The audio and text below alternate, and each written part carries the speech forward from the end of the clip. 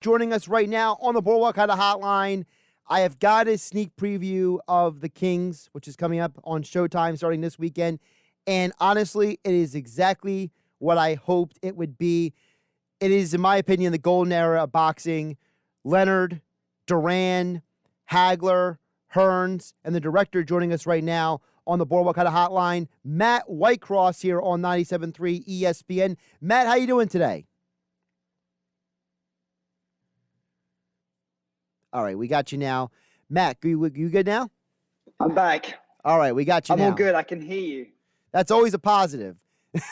So, Matt, first of all, what I was saying is that, to me, this documentary is so important because people forget about the history of sports, the history of how, the athletes were back then. It gets forgotten about so often. And to me, this era was not just reflective, as you guys put in the documentary, about the era of sports, the era of America, but it was a reflection of the evolution of athletes in general.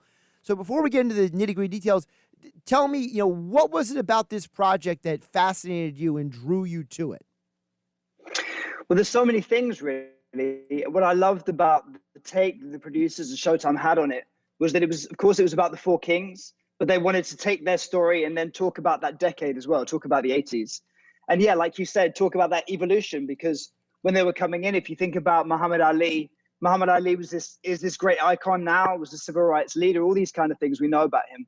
But also he was struggling, struggling financially, partly as a result of the stand he took. He was advertising roach spray. That was the biggest gig he ever got. And then you have Sugar Ray Leonard coming in, and suddenly he's advertising 7-Up, and he's making, big bucks. He's making 40 grand on his first fight. He's making $1 million for his first championship title fight. So everything changed, and really that paved the way for Michael Jordan and so on. So yeah, it's a moment of transition, and I think something's gained in that process, obviously for the fighters and the promoters, but something probably lost as well. One of the things that fascinates me, because the little bit I've watched so far, because I've only gotten through about the first episode so far in the sneak peek that I was set, and that is, you guys talk about how all four of these men come from such different backgrounds. Leonard, Hearns, Hagler, Duran. I mean, these were not monolithic characters. These were individuals who had such unique backgrounds, and to me, that's what makes it so unique. And that is, people forget that it's the color, it's the variety that makes things the stories that they are. And you wouldn't have this era of boxing if it wasn't for who these guys were outside of the ring.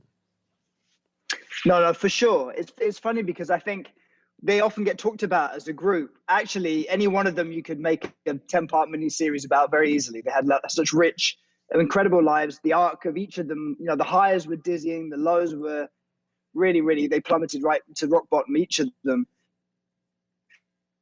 So really do anything you wanted with it. But then there's something about the four of them together, different kind of story. And can you still see me? Yep, we got you. Am I still in there? Yep. Hi, Josh. Yeah, we got you. So I think there was something for me that the challenge and also the promise of it was, how can you try and tell four stories, and the story of America at that time, and the story really of Latin America, and make it feel like one story. And at times we slightly lost our path. I remember talking to Bob Arum at one point. He was like, no, you got it all wrong. There's no point in involving politics. This is boxing. And I had a little bit of soul searching that night. I was like, maybe he's right. But we stuck to our guns. And I think I'm really glad that was the take we had from the beginning. It's funny you mentioned that with Bob Arum, because my favorite story of the first episode was the fact that Ted Kennedy and Tip O'Leil call Bob Arum and threaten him that if he doesn't get their constituent into a title fight, they were going to bring him in front of Congress. So, it's ironic that Arum's the one who's sitting there saying, oh, there shouldn't be politics. Arum, it took politics for you to do the right thing. Yeah, I think that was Hagler all over. And the thing is, I sympathize, even though I'm a fan, of course, we all want to say, the promoter should go out there and do the right thing and put these guys out there. On the other hand, it's a business, right? And Hagler just didn't have the image. I think Arum and King were fighting tooth and nail to be the ones who pushed Leonard. But when it came to Hagler just wasn't box office at that point. Later on, he was. But initially, no one really wanted to stick their neck out. And, I think Hagler took it all personally, as you would. And he was the whole thing was the system was against him. But I think partly it was just he wasn't marketable at that time. That came later.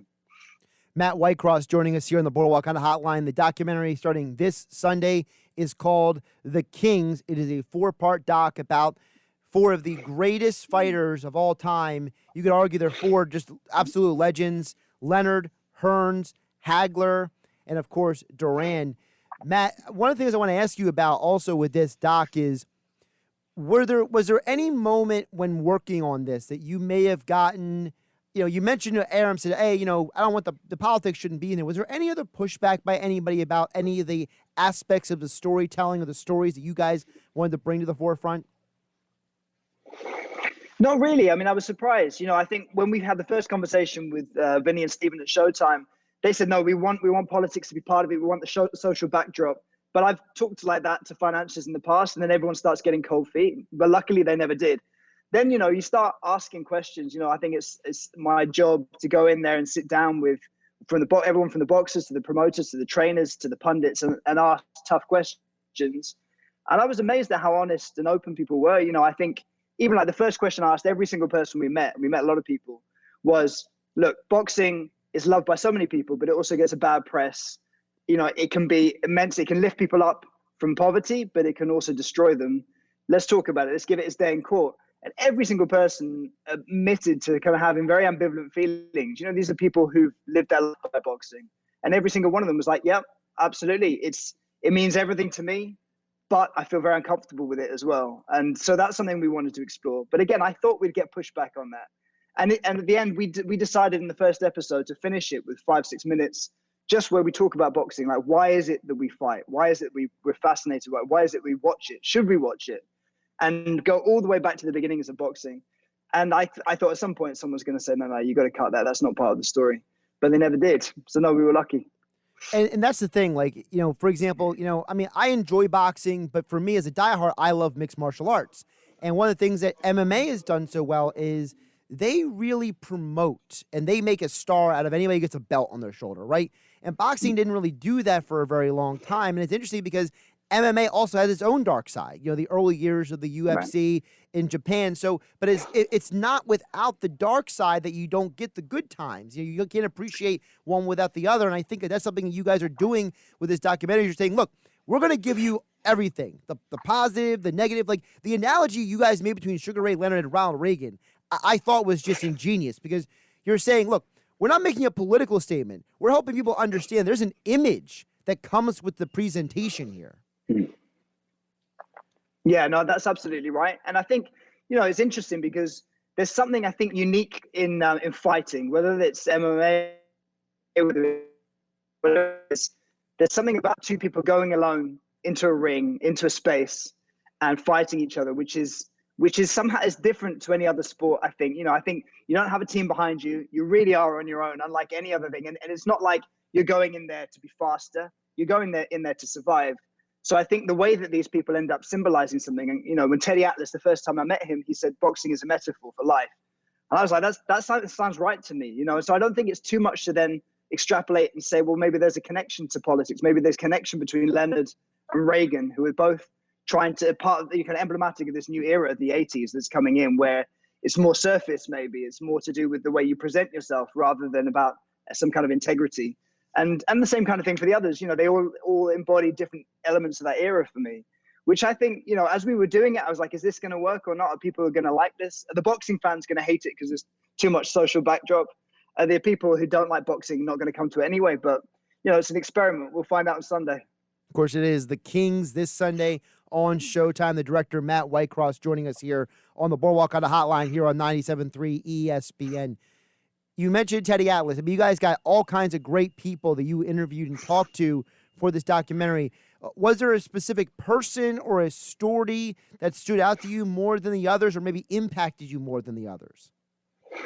Well, there were so many amazing people who contributed. So, the Al Bernsteins of the world, Steve Harvard, all these incredible people who I've read about. I've been reading their work for years. Jerry Eisenberg, Bonnie Greer.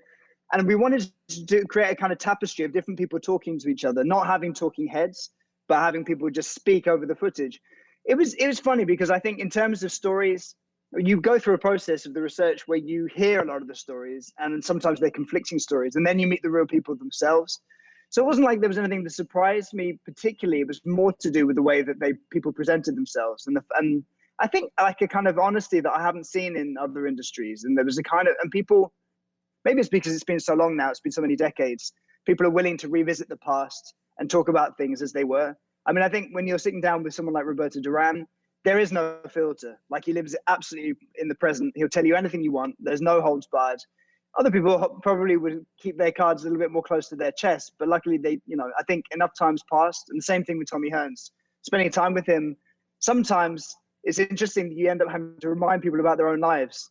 You say, well, look, they go, no, I don't think that ever happened. It's in your autobiography.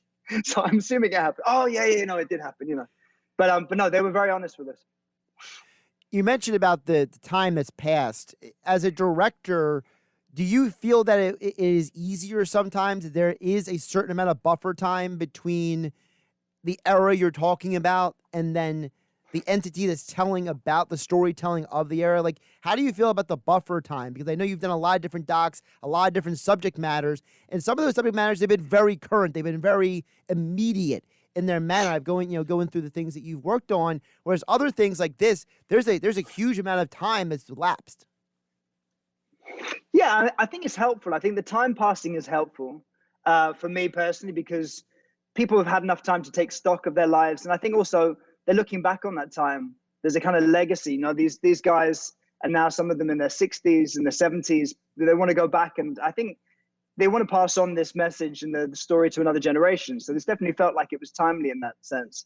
I've worked on other stuff where, yeah, it's happening in front of you. I'm working on a project about the Paralympics right now, and it's happening in real time. We're speaking every single day, and everything they're saying to us is like, well, they don't know for a fact whether the Paralympics is going ahead. They don't know whether they're going to be in it. There are all these different factors changing. That has its own kind of issues. That's a different kind of project. But yeah, for me, it was just a privilege, I'd grown up with some of these stories, but I didn't really know all the inside story of the Four Kings. And coming into it as an outsider, not being from the boxing world, it was just a privilege. I just hope if we do one thing with this show, it's to try and pass on these stories to the next generation so people can see what was so special about the 80s. You mentioned you're not part of the boxing world, but you're also not from America. How did that impact? I mean, it's not a negative, though. Maybe an outsider perspective gives it some clarity, right? Boxing is so, it's not American, but it is American in a strange way. And you guys mentioned at one point, hey, Ali was the only American champion. In today's world, there's a lot of champions in all sports. I mean, look at the NBA. Half the NBA is all people from Europe, basically. So, how did looking at American boxing from a legitimate outsider, how do you think that may have actually helped you?